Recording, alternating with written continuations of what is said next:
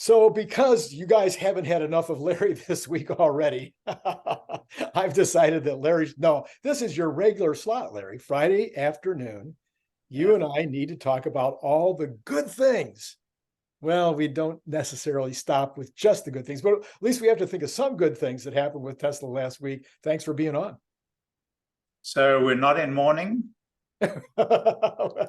Well, this is the afternoon. Oh, yeah, that kind of morning. I see. Yes. Well, I don't know. Yeah, some folks out there probably are in mourning. This is Randy Kirk, and that over there is Larry Goldberg. We're here, and if you like this particular thing on Friday night, hit like, hit subscribe, hit notify.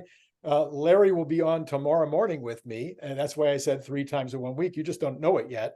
But tomorrow morning, Larry will be on, and we'll be wrapping up that amazing series on Asia. You do not want to miss the final installment, and be sure that you see the one earlier today with Jeff Lutz. Anyway, and then follow Larry at Tesla Larry everywhere. That's where he is. That's where you're going to find him. And all right, let's get into it, Larry. First question, first issue. Tell me something good.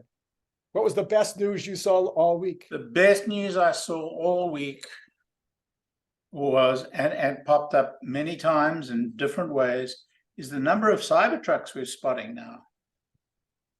Yeah. It's only weeks from the spotting of these multiple vehicles on the road. We learned from the Y release that we start getting deliveries.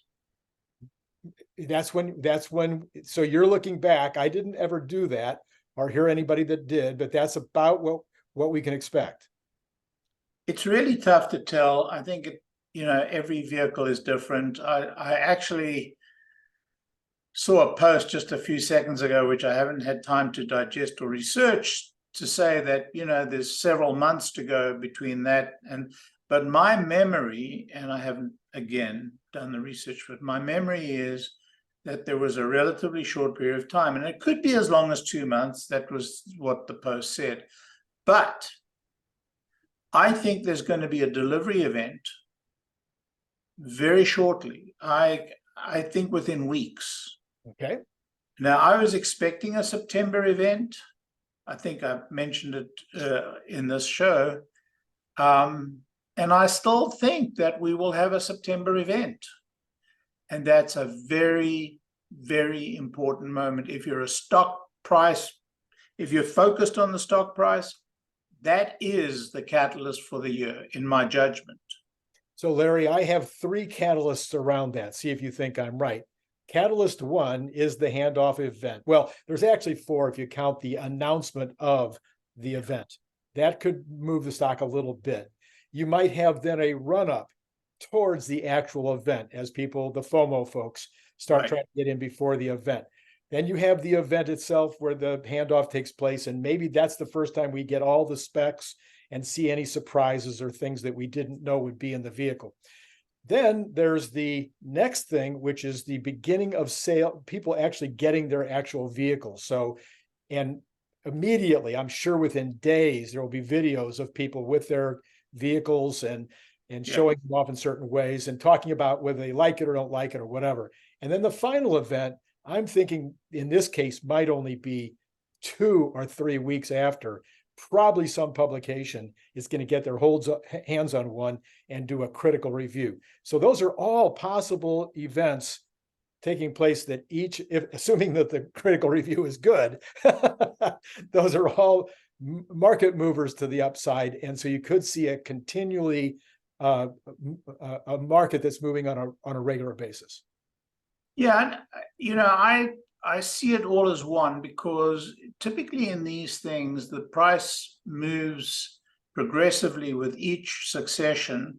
But I think the big shock and the trend up, the move to the stock up, happens with the first announcement. Now, the delivery event, I think the event is going to be a delivery to staff, as we had in Berlin.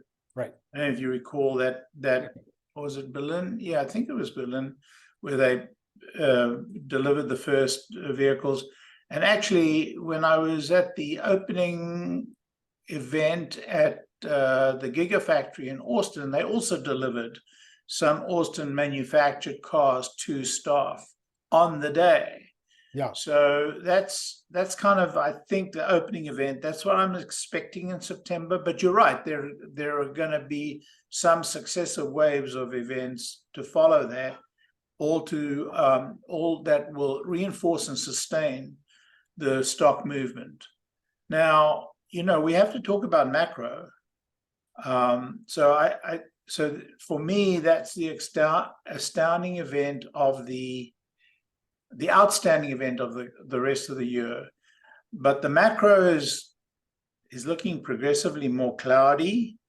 I said on this show some weeks ago that the Federal Reserve had gone too far. Right. Not once, but twice. Right. And in my judgment, they have. And the Federal Reserve should really be eyeing not just the US environment, but they should be monitoring the global environment. I think they've done a really bad job of it. Yeah. And so in general, I think it's touch and go. And, the minutes were not good either. I mean, what are these guys thinking? We are facing a recession, a real recession, and it looked like ducked it.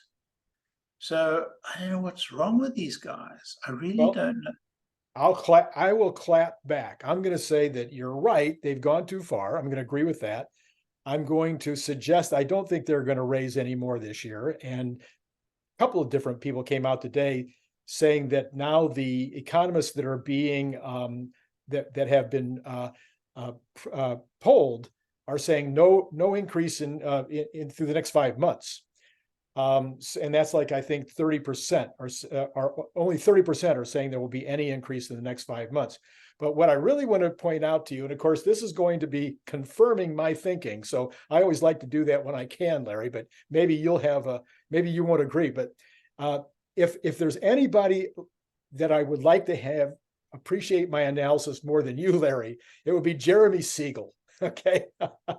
Now, Jeremy Siegel is a very popular analyst. He's always on the various shows, but he's also a Wharton professor. I mean, how much better does it get than that if you want to talk about economy and finances? Yeah. So anyway, here's what he says. He says the recent statistics are a vast improvement from last year when the economy was hiring nearly 5 million new workers and the GDP only grew 1%. That was a reflection of poor productivity in the economy, Siegel said, a trend that has turned around. Now, we have the stats. We had, I don't know how many months and quarters in a row, I think 7 quarters in a row, of negative productivity, which is obvious when you're in that COVID thing. It's going to create all kinds of problems with productivity. But then we saw Q1, which had negative productivity, flip to Q2 with a very big positive number. And that's what he's talking about. So he goes on to say, it was the worst productivity performance in over 70 years. This year, we are hiring at less than half the pace, and we have 2 to 3 times the level of GDP growth. Why is that? It's one of the biggest bounce backs on productivity I've ever seen, he told CNBC on Friday. And that is what is saving Jay Powell. That's why we can have this tremendous GDP growth and still have the disinflationary trend. So what do you think? Look, he's right, but really, Kathy foretold this. I mean, this was really the cycle in and out of the pandemic and the nonsense around the pandemic. Firstly, the enormous, amount of cash they pumped in, the people who lost their jobs or forfeited their jobs and didn't return to their jobs. And now they're returning out of necessity. So I think this, we've talked about it before, that, these bounces and the bounces getting smaller and smaller. So he's right. We did foretell this to a large degree, those of us who, aligned with Kathy. But I will say that I'm less optimistic than he is. I'm really concerned, and what my concern, what excites my concern, to excite the concern, yeah, I guess you can excite it. What excites my concern is China. Yeah. The rate at which China is declining, I don't know if we know the full extent of it or we know the truth of it. We may be exaggerating I may be exaggerating in my own mind where we're going. I mean, we talked about this I'm really worried that the impact of the Ukraine war, of the China situation, is not being fully accounted for or accounted for in the Federal Reserve's assessment. Right. Mm-hmm. But we have the strange situation. Normally, the Federal Reserve works in tandem with the government, and they either are bullish together or they're bearish together. But right now, we've got this crazy situation where the Federal Reserve's clamping down on the money supply, and fiscal authorities are pumping more and more money, and they're not halting. Right. Well, okay, let's go on. Bank of America doesn't mention productivity, but they seem to believe exactly the same way that Jeremy does, suggesting that we'll have strong employment, increasing real wages, GDP up, and inflation down over the next 12 months. Did they have it wrong? I know, again, China could be a problem, but let me just say, one of the benefits of the China problem is that's probably going to lower the cost of imports from China as they try to stimulate there, and as their yuan is worth less, the dollar's worth more. So you're probably going to be looking at a lower cost import. Yeah, I mean, there are a lot of moving parts to what you're talking about and what they're talking about, and it could be. It's really, really difficult. Yeah, it is. I remain cautiously pessimistic. So can now you be cautiously pessimistic? Yeah, you can. So oil, to me, is the most likely killjoy. What do you think? Right now, it's been in a trading range of 68, 67 to about 82, 83, as high as 84, but it's been in that trading range for months and months and months. Right now, it's right near the top of that, around 82. Do you think it goes higher? Because if it stays in that trading range, I think that inflation is over. I mean, gone. I think we go back, as I've said before, I think we go to actual deflation by the end of the year if oil stays within that range. Randy, I'm not worried about inflation. Okay. I mean, the only person in the world worried about inflation right now is the damn, Fed. the governor of the Reserve Bank. I mean, who's worried about inflation now? Look, oil can cause the numbers to rise, and it does feed, a huge percentage of the economy. But it's hard to see. I mean, it's a political issue as to where the oil rises, right? Yes. It largely depends on the Saudis, Yes. and this government has mishandled the Saudis, as I've spoken about before, very badly. There may have been really good reasons to have done so, but really, are the reasons worth, causing a huge amount of problems for the American economy? Anyway, that besides, I think oil is, a joker in the pack. You're right. You're not wrong. I'm pretty sanguine about oil. I think this is a big number for oil. Look, we could have a terrible winter. We could have a really, really fierce winter. Europe could be, in a very, very bad situation. And so, prices could rise in gas, and that could cause a spike in oil prices. But absent that, and that would be, as they say, transitory. let me throw another negative into the, or potential negative. Most analysts seem to think that high interest rates will kill the economy, but I think they'd have to go a lot higher than this. You and I have lived through way higher interest rates. Yeah, than we this. lived through 17% interest rates. 17%. I was paying 21 at one point in my business because I was 9 over prime, and prime was at 12. Yeah. So interest, home mortgages at 7%. Well, that's a 0.5% or maybe 3/4 over the average over the last 100 years. So I'm not sure that interest rates right now, even if they were raised another 25, are going to kill it. But restrictive borrowing can. But let me finish the thought here. Most of the owners of small businesses that I know right now are in their 40s, 50s, and 60s, and they've got assets. They've got cash in the bank. They don't need the income, so they cannot pay themselves. I'm wondering if small businesses can get through without the borrowing being necessary. I'm sorry. Yeah, I don't think the small business are the risks, though, for in higher interest rate periods. I think what is a significant risk is commercial property, Yeah, commercial real estate, and quite a few large companies in the US, are somewhat geared to the interest rate.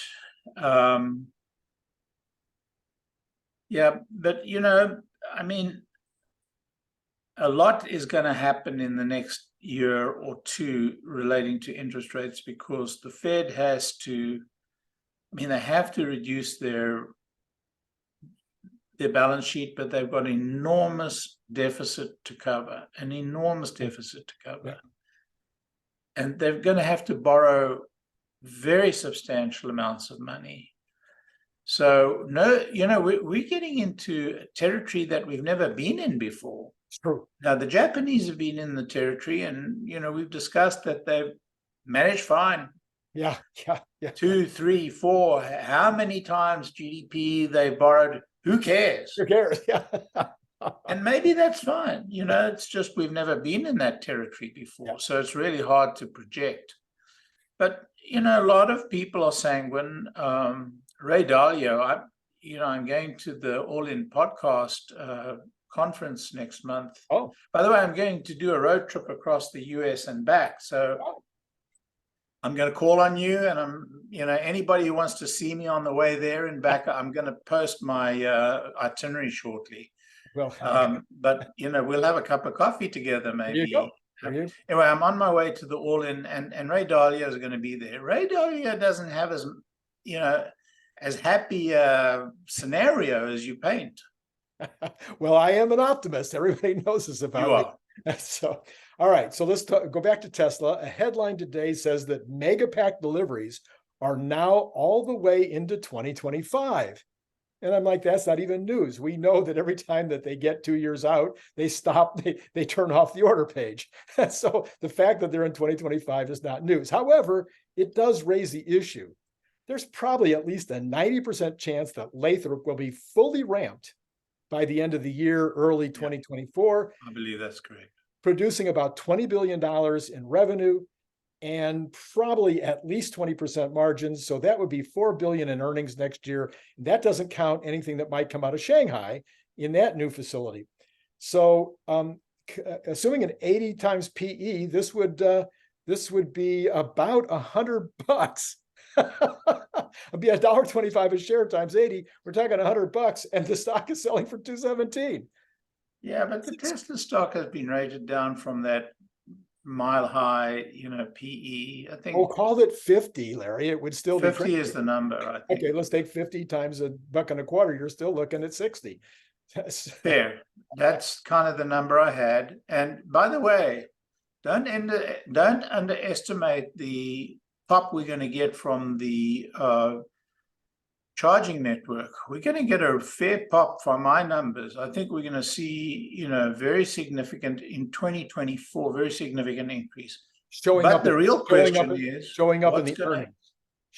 earnings. Yeah, okay. Showing up in the earnings. We're going to see real gross margin pop. Okay. In that line that says services and other. Right. That line's going to pop because the charging network is getting real. I mean, the rate at which they're adding posts and the rate at which those posts, the throughput on those posts are climbing every quarter, and and they've just got over the sort of margin for the whole service line, so that's going to really pop.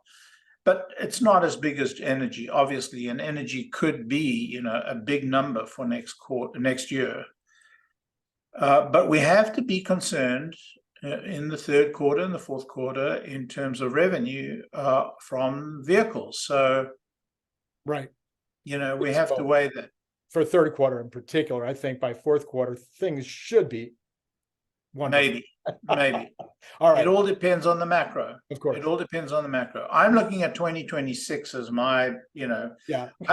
I'm waiting for those 2026 leaps to be listed in September. I'm all in on those, man. I'm keeping some powder aside for those. I'm very excited about Tesla in 2026. All right. Tesla fans and foes, bulls and bears, are always looking for the reason of the day to explain the wild swings. Yeah. They'll say it's Elon's antics, Tesla cutting prices, the latest competitor.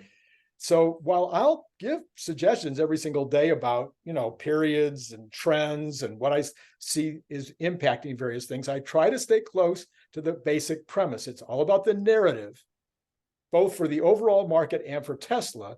But in particular for Tesla, it is probably the biggest story stock of all time. And so the story creates wild optimism in one direction. And then when things go wrong, when the optimism gets popped, then it goes wildly negative the other direction. So I took a look at how Tesla is really doing. If you take the price of Tesla and compare it to the Dow, the S&P, or the NASDAQ since January, Tesla's gone up 115% versus 25% for the average of those three. If you compare the Magnificent Seven, maybe they went up 30% so far this year, if you don't count NVIDIA in that group. So Tesla right now, based on the last 30 days, didn't do very well, but it's still creaming these other guys year to date, even after all the wild swings. So what do you think about that? You're right. I mean, I'm not complaining. I'm not complaining at all.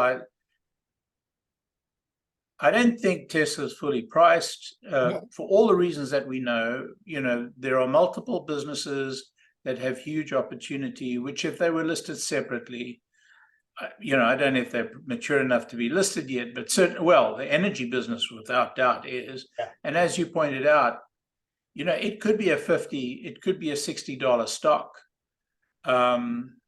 Certainly it would be a $35 or $40 stock today. Right.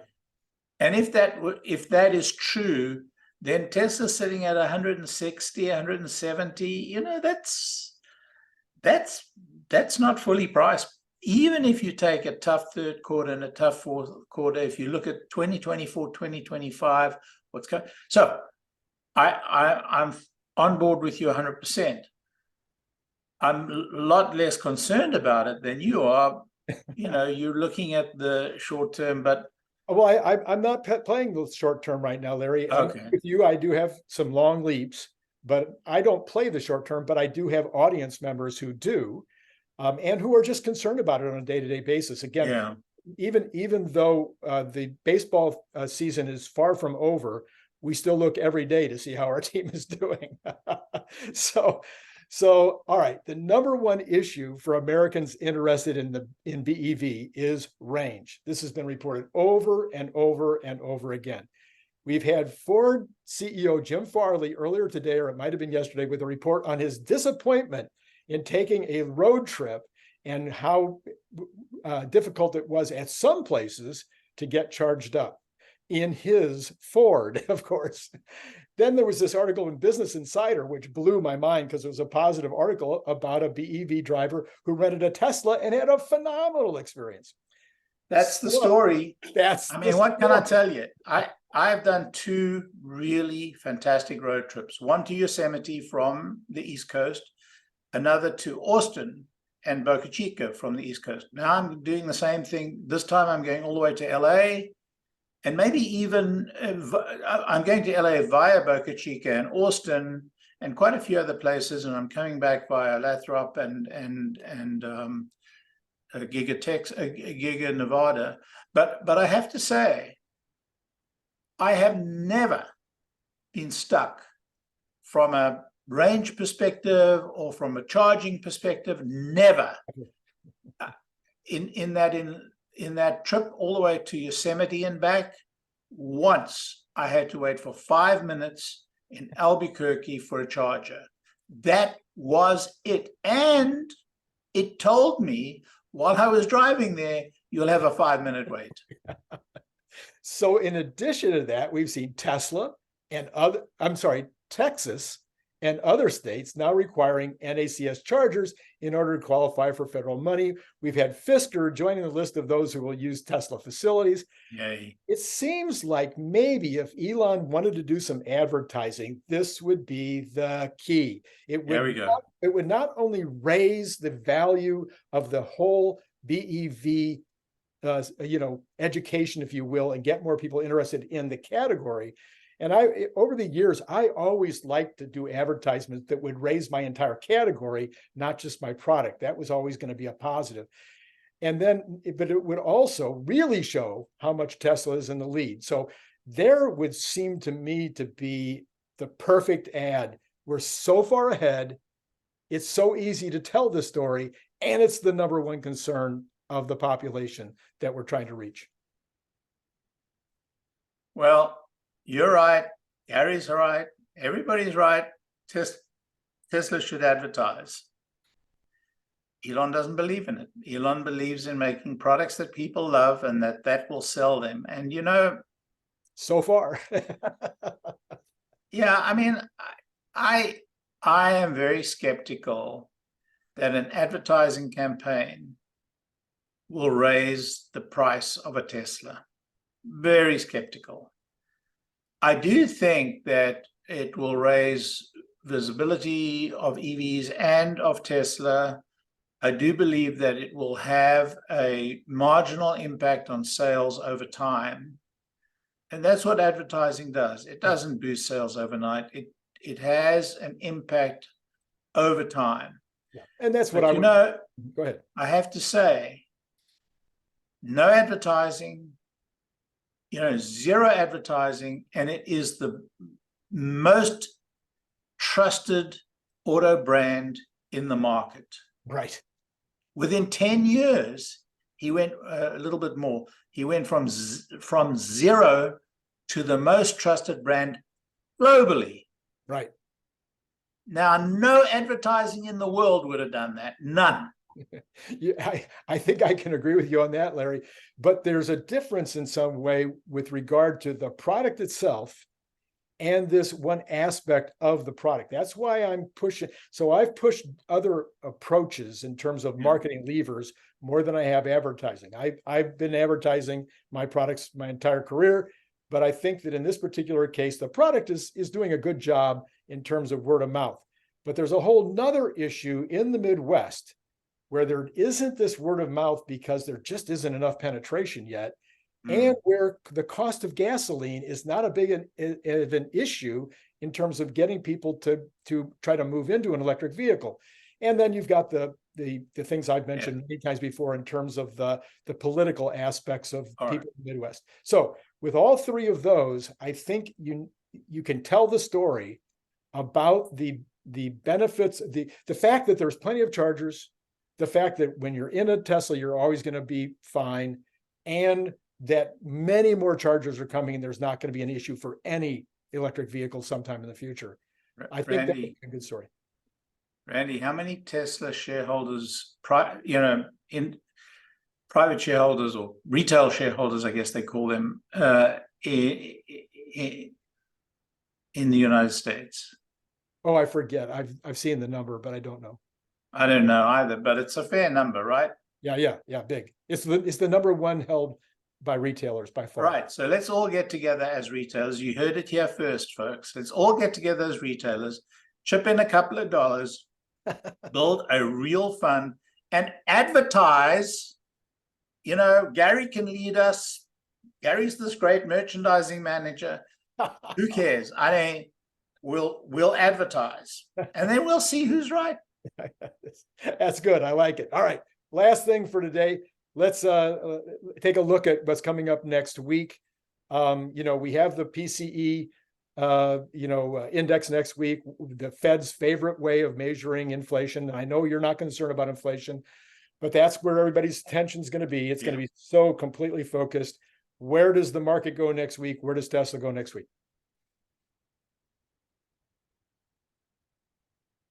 I think the PC is important, but I think the news from China is controlling. People are very focused on the news from China, right? I know I am. Okay.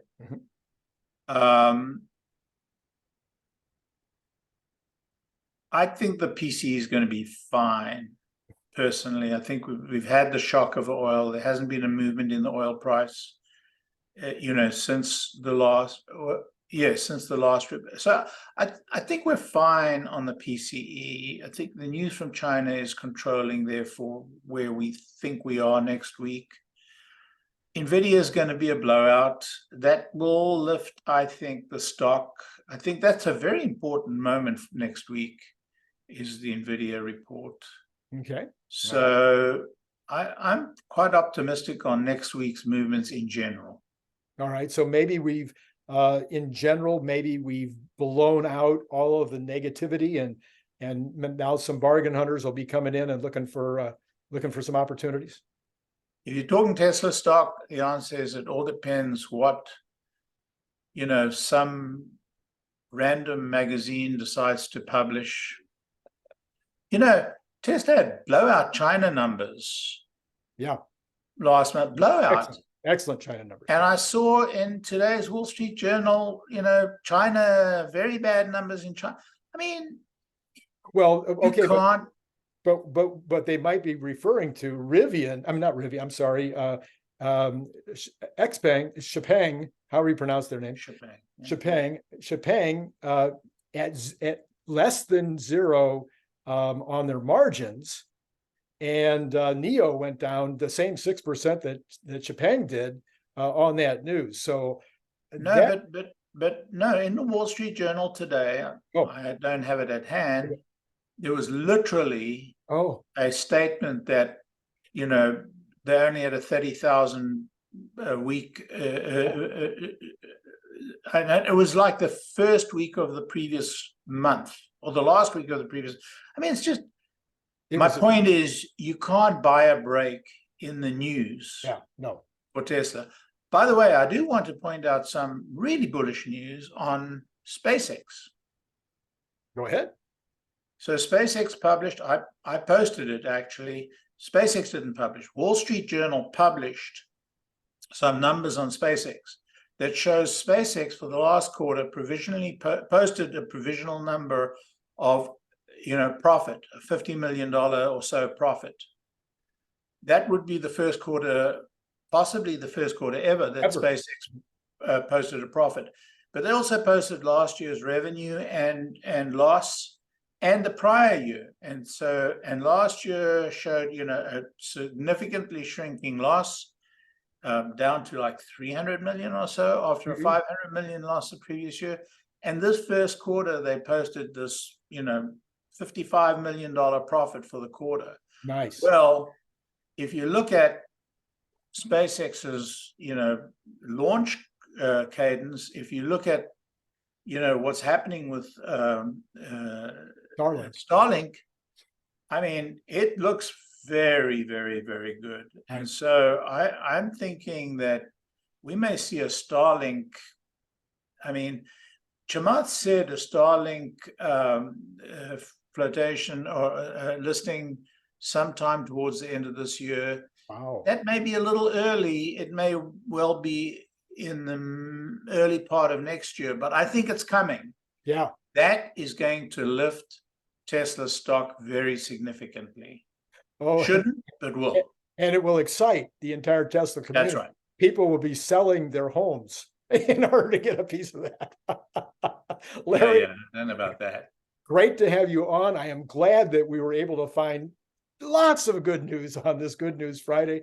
And everybody should be aware that in just about 12 or 14 hours, they can see Larry again on Saturday morning, where we will wrap up that story about China and all of Asia and all of the aspects, the way things are moving geopolitically, the way things are moving in all regards. After we've done the three already in three parts of the series, this will be the wrap up where we kind of take a look at everything that's been said and draw some conclusions. So be sure to hit notify so that you can see that. Hit like if you'd like to have Larry back. At this point, it probably doesn't matter. I'm going to have him back anyway, but hit like because it helps the algorithm too. And then follow Larry at Tesla Larry and join Patreon and get a free book. All right. It's been great, Larry. Thanks, Randy. All right. And for all of you out there, it's been great talking to you.